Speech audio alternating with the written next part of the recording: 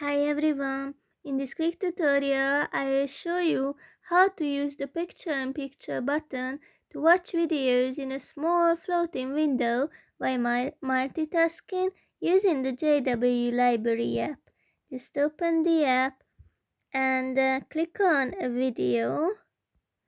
I will stop it, and in the left side of the video you can see this button we need.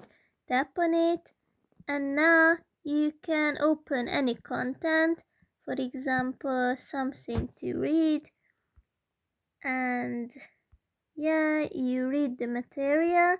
Meanwhile you can play the video. The Bible is the world.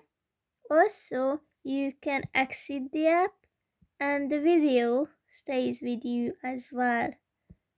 If you would like to make it bigger, then click on here.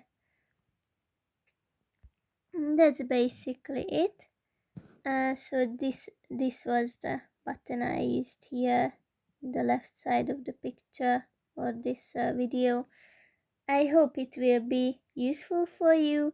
Have a nice day.